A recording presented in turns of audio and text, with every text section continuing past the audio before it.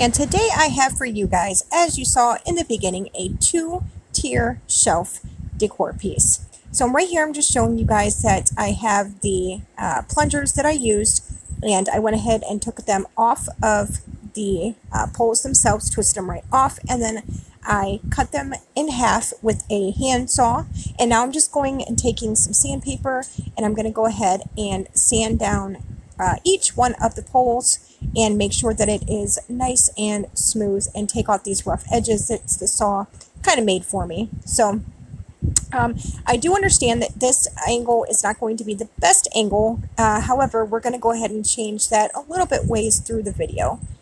Her alarm goes off and she gets up to watch the morning news. Doesn't work no more, but tells a lot of stories about youth. Drinks more late. And here I'm just showing you that it's nice and smoothed out, and it's perfect for starting the project. And we're just going to separate these into 4 and 4. The parts with the twisties on it, we're going to separate into one pile. And then the parts without the twisties on the bottom, we're going to separate another pile, so there'll be 4 and 4, if that makes sense. Now, here are the charger plates that I used, and I'm just kind of taking off the sticker off the back of them. They came off pretty easily. I thought that they were going to take a little bit more time, but they actually didn't. Our heroes have been forgotten. Our heroes so brave and bold. Our heroes have been forgotten. Our heroes so they got old. Okay, so now I'm setting 2 of the charger plates aside, and I'm going to take my wooden plunger pieces that twisted off from the actual plunger, which is what I was trying to say before. The part of the plunger that twisted off the ends, I'm using those as my base, the bottom part of it, where I'm going to put the 4 legs on.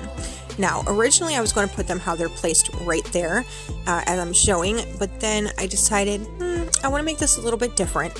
I'm going to go ahead and try to get them all somewhat in the middle, and then kind of cross them a little bit and make it somewhat of a design, and then I'm going to put some rope around it. So here's me trying to get everything stuck on, and you'll see what happens. We have some friends that join us. Doesn't work no more, but tells a lot of stories about youth. Drinks more. I would also definitely suggest using a different type of glue. The glue that I was using was just the regular hot glue. It wasn't working, it wasn't drying as fast as I needed it to, and it just wasn't holding on there correctly. So I struggled with this quite a while. I would definitely suggest using some E6000 or maybe some Gorilla hot glue, something to that effect, because I used a whole bunch of hot glue. And let me tell you, there was a point where I almost stopped, and I was like, what the F is this? Why is this happening to me? Why is this not working how I saw it work? So you'll see me struggling a little bit, but in the end we got it, so that's good.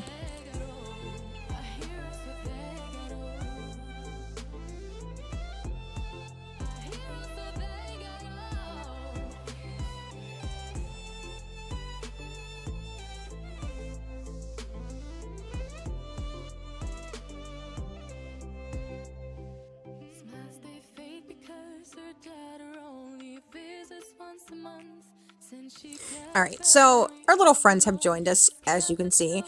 Here's only one of them right now. This was the main one, Storm. Thanks, Storm, for getting in our way. But I was trying to strategically use this hot glue and not hurt the cats. Very difficult job, mind you. As you can see, I have pieces falling. I have the cat trying to play. This was just a mess. I definitely, again, suggest using some stronger glue, because this glue just wasn't working out for me. No matter how much I tried, it was like, not happening. So here, I just paused it and propped everything up as I'm showing you, move the cat out of the way, and hopefully we can kind of move on with the project. Alright, so here I grabbed the other charger piece and my little doily that I have. I'm just wiping it off. I had originally wiped it off, but then after sitting there for a while and the cat's kind of playing around it, it got a little bit dusty, so I'm just kind of brushing it off with my hand. Then I'm going to go ahead and grab some of my Mod Podge. I did get the glossy finish because I liked the finish of that better than the matte. I think in the end I would probably have used the matte. However, it's just a preference and it's completely up to you what you use. So I'm just putting it down on the charger plate, and then I'm going to set my doily on top of it. I do put a generous amount because I don't want this lifting at all. So I go ahead and smooth it all the way around, and then I'm going to lay my doily on top. Now I will say it, at first after I laid it down, I was a little bit concerned because the very middle of it seemed a little bit of like, kind of like air bubble-y, and I was like, uh-oh, this is going to lift up in time.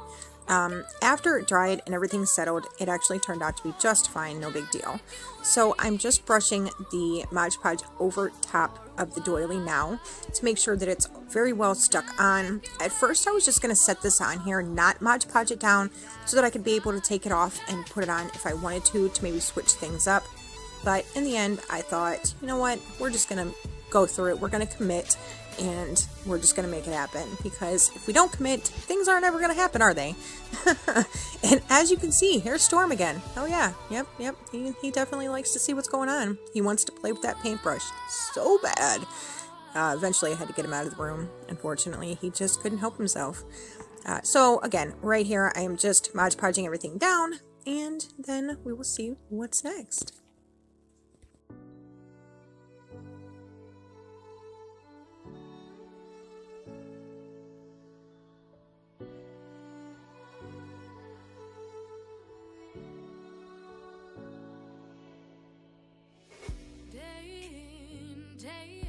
Something I do want to mention is you want to make sure that all your strokes are going the same direction, because once that dried, it definitely showed the paint strokes of the Mod Podge. And now right here I'm just showing you the paint that I'll be mixing to paint the wooden sticks. Now this step was optional in the sense of which way you do it. You can paint them before you glue them, or you can paint them after you assemble them and glue them. To me, it just felt easier to do it once I put it together, because then that way I could kind of figure out what color I wanted to do it. So I was going for like a distressed wood type color, which is why I put the yellow in to lighten up the brown, so it wasn't just like a, you know, dull brown color. I did end up adding some white to kind of make it look like it was a little bit more distressed as well. But here I'm just mixing the paint up, and then we'll get started painting the little sticks.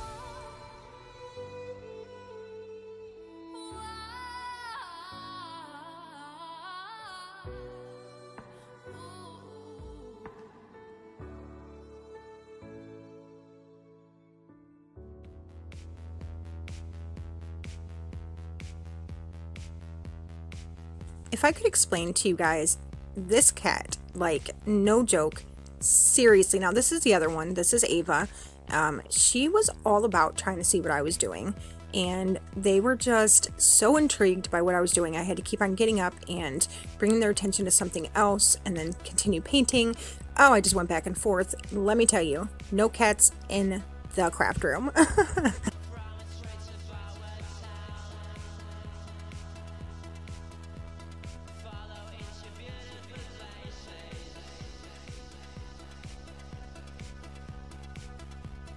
Alright, so after the brown and yellow paint was added to the wood sticks, I went ahead and took some white to kind of make the wood look a little bit distressed or worn or weathered, which I think ended up looking really good, and I was really pleased with the outcome.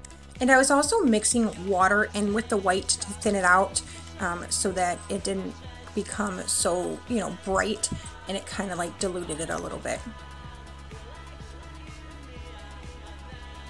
So here I'm just showing you guys what it looks like a little bit. I'm turning it around so I can get the other sticks as well, and then we will move on. Alright, so now we're going to take this rope and we're going to put it where the plunger actually twisted off. So from that part, and we're going to go all the way to the end of the leg of the table. Just to give it a little bit of dimension, give it a little bit of character, and give it kind of like that like rustic type farm slash, you know, kind of look.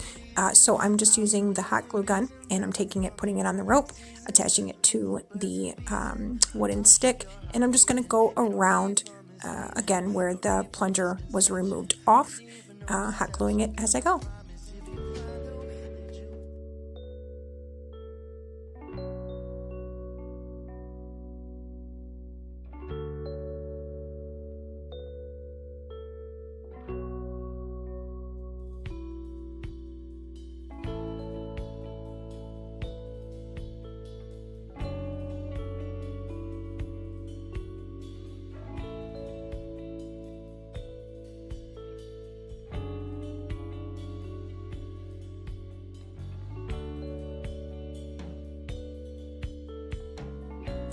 All right, so now that we have that finished, I just set it on this piece of wood to make sure that everything was sturdy, everything was leveled, and now I'm going to take my next wooden stick and glue it in the middle of this table top piece, the plate itself, and I'm going to go ahead and just stick it right on. Now, I should mention that this glue did not hold up, and I ended up having to go back and using some E6000 and some super glue and some other glue that I had gotten from the Dollar Tree, because hot glue does not stick very well with wood and this plate material, plastic-ish stuff. So I went ahead and put it in the middle of the plate, and then I take a piece of twine, piece of rope, whatever you want to call it, and I wrap it around the base of it to kind of give it a little bit more stability. Now, I've been watching a lot of DIYs lately on a lot of different people's channels, and I got this idea from a couple different DIYs, and I kind of like meshed a couple together to create this. And let me tell you, when I say that I thought this was going to be like something fairly easy, wasn't going to be too difficult, I was wrong. And this was technically supposed to be a 3-tier tabletop decor piece, but I got so aggravated and frustrated after the second plate was put on that I said, you know what, screw this, we're going with 2. We're gonna improvise here, guys. So this is definitely, I don't think, something for beginners, somebody just beginning to do crafts, but this is definitely for people who do little crafts around the house and enjoy doing them. If you can just get the glue to work and everything stable and secure, then this project is going to be fairly easy, because once I got that done, everything past that was very simple and worked out very well.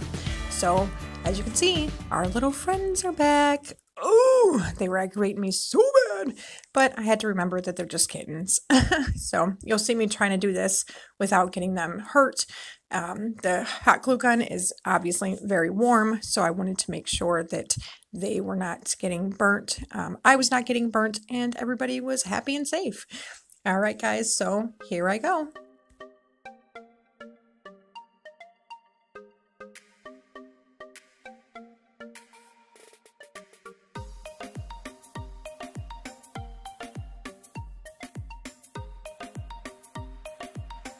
So this is the second layer of rope that I put on, because I realized when I put the first layer on, that was just not going to cut it. It wasn't enough to, you know, kind of keep it all together. And then I'm showing you right here where I'm going to put rope on the top of it as well and connect the next plate on to the top part of that stick right there. So I wanted to start that so that I could have the stability part of it, the rope, coming up to the second plate, and everything would kind of work and come together. It didn't necessarily work like that. Again, this was the most difficult part, but once you got past this part, again, it was pretty simple.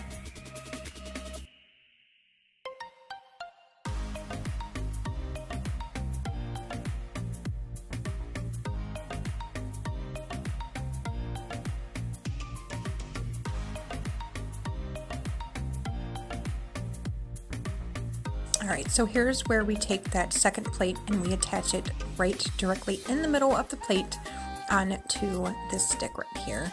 And as you can see, I put a lot of hot glue on it, but it just wasn't working. I even tried to sand down the plate to get some of the paint that was on there off so that it would maybe stick a little bit better, but again, that didn't really work the way I wanted it to. But in the end, everything worked out great. So here's me putting it together.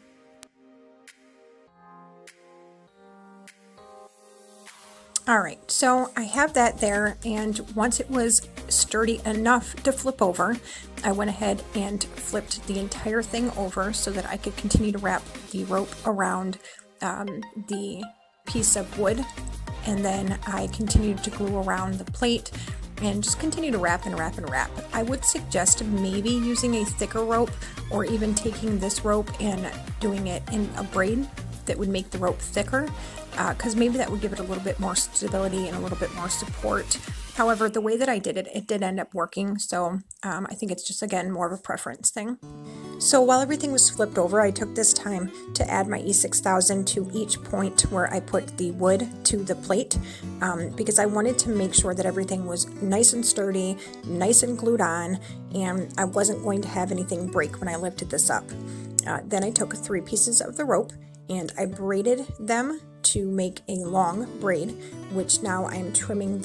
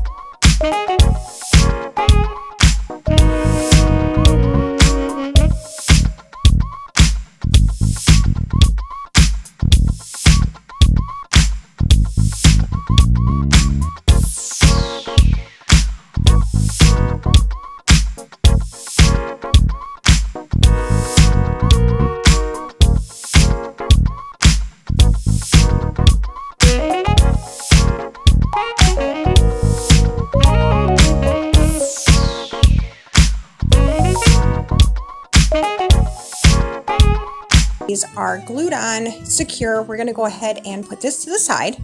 I'm going to get the baskets that we're going to put as decorations out. I'm going to show you the paint that I'm using and the 1 can of spray paint. We still have the same basic colors, the brown, the yellow, the whites, and then the gold spray paint. All of this is from the Dollar Tree other than the gold spray paint.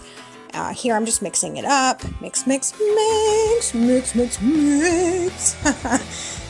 So I'm just going to mix this up and then you will see how I decorate each little plastic container. I also do take some sandpaper, as you can see, and sand each little container because I want the paint to be able to adhere to there.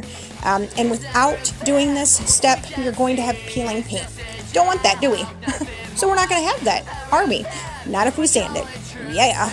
Alright, so sand, sand, sand! And you'll see me go ahead and paint each one.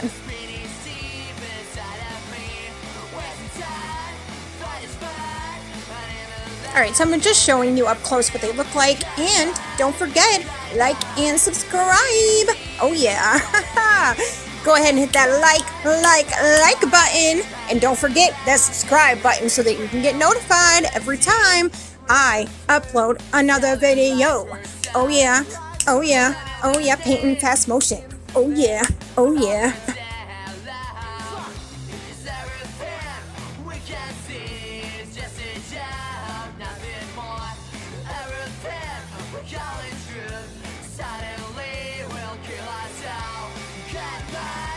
Alright, now that we have these finished with just the base coat of the paint that I put on there, I went ahead and did the other one off camera, same exact way as the first one. Now we're going to get some of that gold spray paint. We're going to spray it in the lid, and we're going to do it as a paint instead of a spray paint. So I'm going to take a sponge brush and we're just going to go ahead and dap it in the lid of the spray can. And we're just going to kind of like, you know, roughly spray, or not spray, roughly touch the little square baskets with our brush. We're not going to do a whole bunch, and it's almost going to give like it a marble effect because we're really going to try to be a little bit messy with this. We don't want perfection here. We really are just going for something that makes it kind of look weathered in a way, but still matches the plates, and it'll all come together. Like, I promise you, just watch how I do it and watch how it comes out. Oh yeah.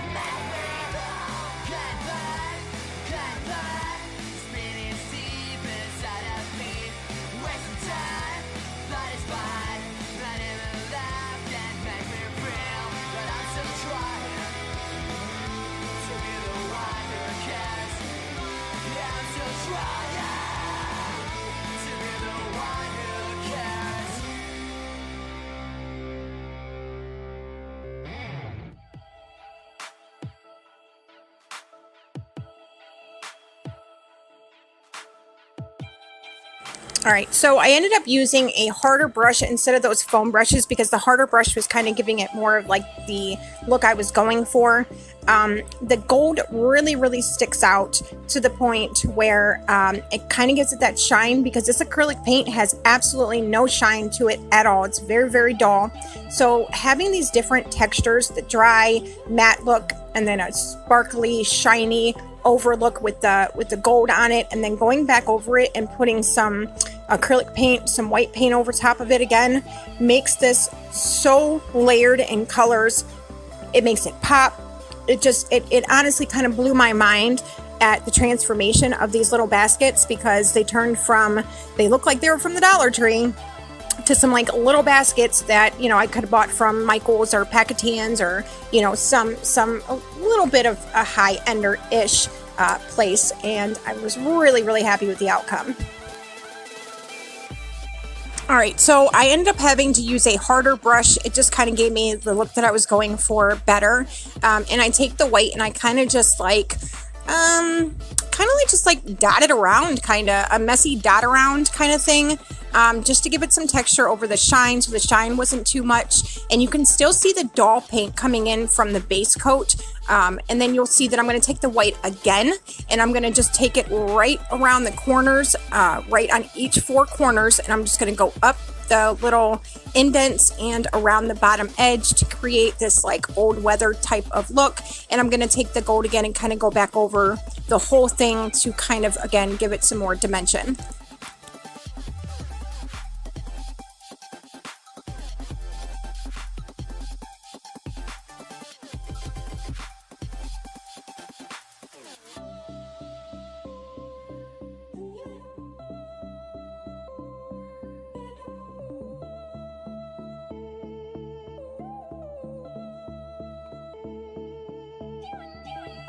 Here I'm just giving you guys a close-up of what those two look like with the white around the corners only, and kind of going up each side looks like. And then again, I'm just going in with the gold and kind of touching up a few areas that I think has a little bit too much white on it.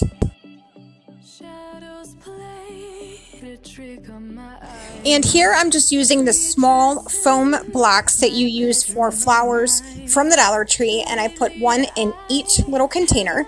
And I have these flowers, and I'm just going to pretty much disassemble them, cut them way down to where they're really tiny little flowers. I have these rocks, the white rocks, just normal rocks, and then I have this Spanish moss that I'm going to go ahead and put in each container first.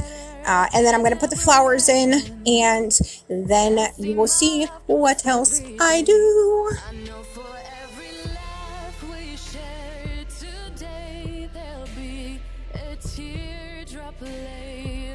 P.S. This stuff is super messy. Let me tell you, you need to use some scissors and put something down so that you can just have really easy cleanup. But goodness gracious, I had no idea of how messy this stuff actually was. It's the first time I've actually ever worked with it and used it. So just a little food for thought, just so you know. You're welcome.